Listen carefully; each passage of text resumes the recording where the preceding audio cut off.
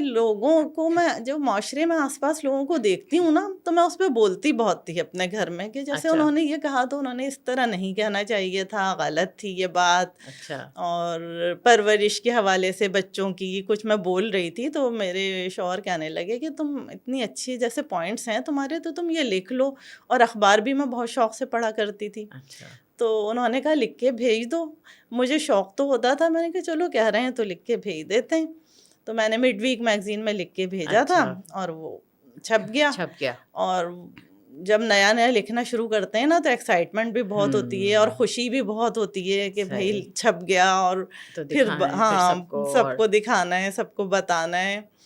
تو پھر بس سلسلہ شروع ہو گیا.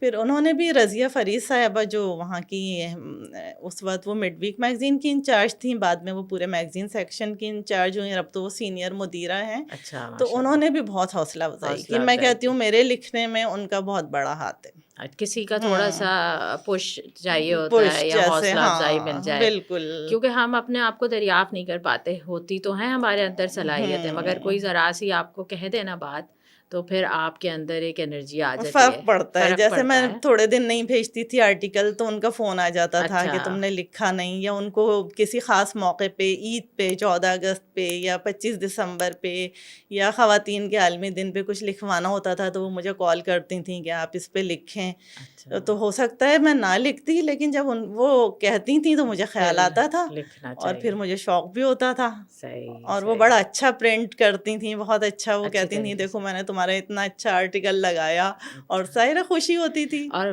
اس وقت تو ظاہر ہے پہلے نمبر پہ آتا تھا اخبار میرے پہلے خیال میں. نمبر پہ سب کے ہر گھروں گھر میں آتا تھا. تھا. میں ہر اس گھر میں وقت کا آتا تھا. سوچتی ہوں، اور میرا خیال ہے 18-19 سال پہلے کی بات ہے کہ سب فون، رشتہ داروں کے فون آتے تھے، اتنے شوق سے لوگ اخبار پڑھتے پڑھتے تھے. سب پڑھتے بھی تھے سب نا. پڑھتے مجھے تھے. بھی یاد ہے اپنے بچپن میں بھی، اگر ہمارے کام کی کوئی چیز نہیں بھی ہوتی تھی، جیسے سیاسی خبریں نہیں ہیں، تو بھی ہم کچھ نہ کچھ تلاش کر کے موسم کا حال، ٹی وی پروگرام تو بالکل ضروری پڑھ بالکل. لیتے تھے.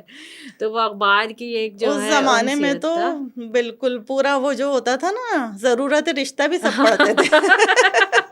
صحیح کہہ رہی ہو. اور فلموں کے بھی اشتہار آتے تھے. اس وقت سینما وہ بھی بھاگ سب تھا پڑھتے تھے. تو وہ بھی پڑھ لیتے تھے. پھر ڈسکس بھی ہوتا تھا اس پہ، یہ ہاں فلم آئی ہے یا یہ ایسے ضرورت رشتہ کا یہ اشتہار صحیح آیا بات ہے ہے. اور ہنسی مذاق ہو رہا ہے. یعنی اتنے شوق سے اتنے لوگ شوق سے پڑھتے تھے. پڑھتے تھے. اور مجھے یاد ہے کہ کیونکہ ہم بچے ہوتے تھے اور ٹی وی ہوتا تھا تو پی ٹی وی ہوتا تھا یا اس طریقے کے صرف چند ایک پروگرام آتے تھے، تو کچھ اس پہ اس طرح کا آ جاتا تھا. تو مجھے ہوتا تھا کہ اب نا اخبار میں کوئی تبصرہ اس پہ لکھے گا. جی. عموماً وہ تابندہ لاری صاحبہ ہوتی تھیں، وہ ٹی وی پروگراموں پہ تبصرہ لکھتی تھیں. تو پھر ہوتے تھے کہ ارے اس میں یہ ہوا ہے تو اب اس پہ تبصرہ آئے گا.